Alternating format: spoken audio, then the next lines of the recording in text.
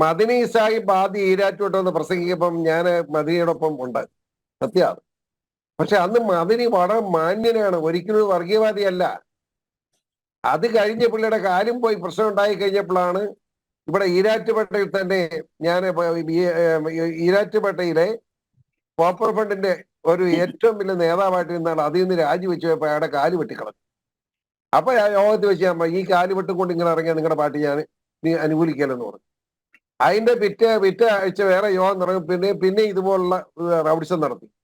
അപ്പൊ പരസ്യമായിട്ട് ഈരാറ്റുപേട്ട, എന്റെ നാട് ഈരാറ്റുപേട്ട, ഞാൻ പറഞ്ഞു ഈ പോപ്പുലർ ഉണ്ടെന്ന് പറഞ്ഞ് മദിനിയെയും ഞാൻ ഉപേക്ഷിക്കുന്നു, ഉപേക്ഷിക്കുന്ന ഒരു ബന്ധം എനിക്കില്ല, എനിക്ക് കച്ചവടം ഇല്ലെന്ന് പറഞ്ഞു. അതുകൊണ്ട് ശുക്രെ അതിനുശേഷം ഒരു ബന്ധം എനിക്കില്ല. അല്ല, അത് തന്നെ ഞാൻ പറഞ്ഞോളൂ. അത് തന്നെ ഞാൻ പറഞ്ഞു. പക്ഷേ PFI എന്ന് പറയുന്ന അന്നത്തെ സംഘടന സ്വാതന്ത്ര്യ ദിനാഘോഷങ്ങൾ, റിപ്പബ്ലിക് ദിനാഘോഷങ്ങൾ, ദേശീയാഘോഷങ്ങൾ നടത്തിയ ഘട്ടങ്ങളിൽ നിങ്ങൾ MLA ആയും ഞാൻ MLA ആയും എല്ലാം പങ്കെടുത്തിട്ടുണ്ട്. പക്ഷെ ഇന്നിപ്പോൾ നിരോധിക്കപ്പെട്ട സംഘടനയാണത്. അതിന് ശേഷം നമ്മൾ പോയിട്ടില്ല. ഇത് തന്നെയാണ് ഞാൻ ശുക്കൂറെ, അദ്ദേഹം ഒന്ന് പൂർത്തിയാക്കട്ടെ. താങ്കൾ സംസാരിച്ച് ഏതാണ്ട് 8ഓളം മിനിറ്റ് അവരൊക്കെ മിണ്ടാതിരിക്കുകയായിരുന്നു. അതുകൊണ്ട് അദ്ദേഹം സംസാരിക്കട്ടെ. ശുക്കൂർ പറഞ്ഞതിനകത്ത് ഏക വ്യത്യാസം എന്താന്ന് ചോദിച്ചാൽ, ഞാൻ പങ്കെടുത്തെന്ന് പറഞ്ഞത് ശരിയാണ്. പക്ഷെ ഈ കൊലപാതക രാഷ്ട്രീയം തുടങ്ങിയപ്പോൾ പരസ്യമായി നിയമസഭയ്ക്കകത്തും പുറത്തും ഈരാറ്റുപേട്ടയാണല്ലോ പ്രധാനപ്പെട്ട. ഞാൻ ഇവരെ തള്ളിക്കളഞ്ഞു, പിന്നെ അവരായിട്ട് ബന്ധപ്പെട്ടിട്ടേ ഇല്ല. ഒരു ബന്ധം ഇപ്പോഴും ഇല്ല, അന്നുമില്ല.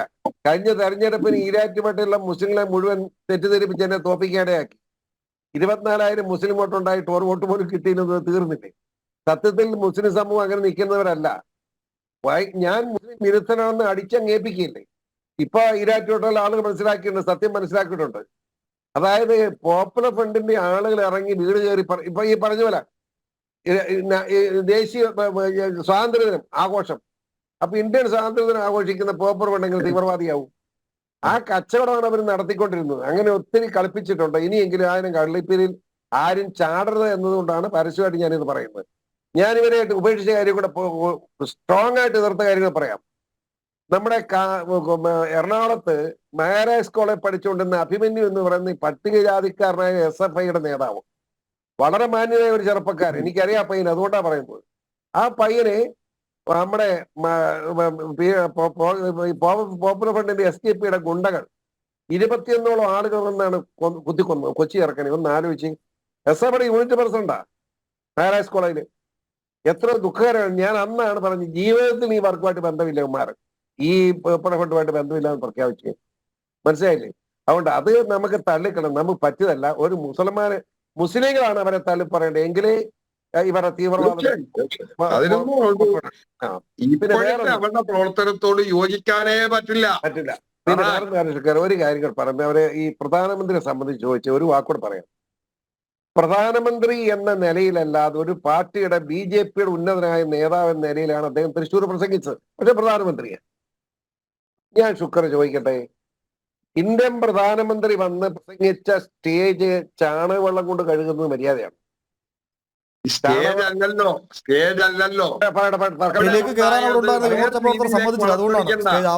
പ്രധാനമന്ത്രിയോടല്ലോ.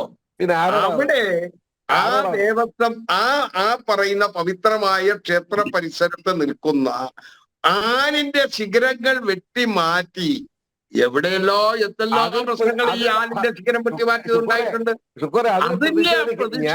ദിവസങ്ങൾക്ക് മുമ്പാണ് ശ്രീ ശുക്കൂർ ഈ മരമൊക്കെ വെട്ടിമാറ്റുന്നത്. അവിടെ അപകടകരമായ അവസ്ഥയിലുള്ള മരങ്ങൾ മുറിക്കാനൊക്കെ തീരുമാനിച്ചത് സംസ്ഥാന സർക്കാർ ദേവസ്വം ബോർഡ് ഒക്കെയാണ്, അല്ലാതെ BJP അല്ല.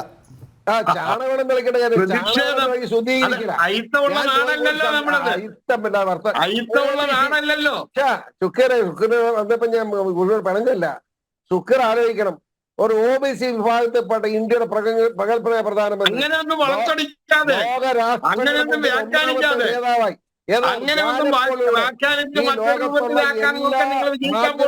നടത്തിയ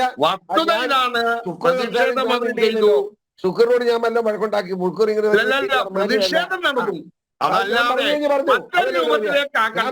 പറഞ്ഞു. OBC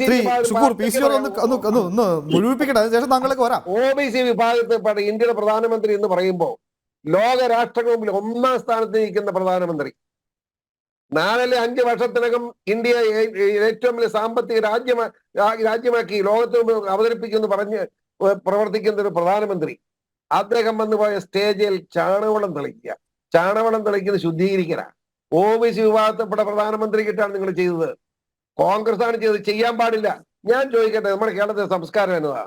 നമ്മുടെ ദേവസ്വം മന്ത്രി പട്ടിക ജാതിക്കാരനായ രാധാകൃഷ്ണനല്ലേ? നമുക്ക് ആർക്കും വിഷമമുണ്ടോ? ഞാൻ എന്റെ വീട്ടിൽ വന്ന് ചോറുണ്ടിട്ട് അറിയാമോ? എനിക്ക് സന്തോഷത്തോട് ചോറ് കൊടുക്കും. മന്ത്രിയാകുന്നതിന് മുമ്പ് അദ്ദേഹം ഇവിടെ എനിക്ക് പരാതിയുണ്ട്, മണ്ഡലകാലത്ത് അങ്ങോട്ട് കണ്ടില്ല. ശബരിമല സീസൺ തുടങ്ങി 18ാമത്തെ ദിവസം ആ മന്ത്രി അവിടെ എത്തിയത്. കേരള പര്യടനത്തിലായിരുന്നു ശ്രീ PC. അദ്ദേഹം കേരള പര്യടനത്തിലായിരുന്നു. അതെ, അങ്ങനെ അതിനകത്ത് മുഖ്യമന്ത്രി പിടിച്ചിട്ടിരിക്കുക, ബസ്സിനകത്ത് കൊണ്ടു നടക്കായിരുന്നു. എന്തൊരു കടുങ്കയെ ഒന്ന് ആലോചിച്ച് നോക്കി. 18ാമത്തെ, ഞാൻ എണ്ണിക്കൊണ്ടിരുന്നു, 18ാമത്തെ ദിവസം. സാധാരണ എങ്ങനെ, ഞാൻ MLA ആയിരുന്നവനല്ലേ, ശുക്രൻ അറിയാമല്ലോ. ഇവിടെ ശബരിമല സീസൺ തുടങ്ങുന്നതിന് മുമ്പ് മുഖ്യമന്ത്രിയുടെ നേതൃത്വത്തിൽ നമ്മള് അവിടെ യോഗം വിളിച്ചു കൂട്ടും പമ്പയില്.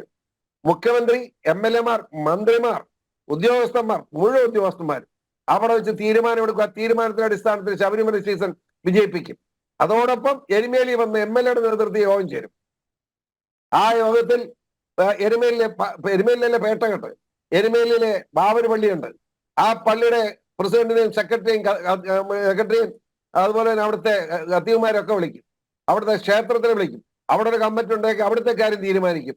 ഇതൊന്നും ഇത്തവണ ഇല്ല. അതെന്താ ഒന്ന് ശുക്രന് ഞാൻ പറഞ്ഞ് ചോദിക്കുന്നില്ല. അതിനോട് യോജിക്കുകയാണ്. മുഖ്യമന്ത്രിമാരായിരുന്ന ഉമ്മൻചാണ്ടിയും AK ആന്റണിയും കരുണാകരനും അതൊക്കെ കാട്ടിത്തന്നവരാണ്. അവരെ കാണിച്ചവരാണ്. അവരൊന്നും എനിക്കില്ല. അവരുടെ കൂടെ നിന്നല്ലേ ഞാൻ.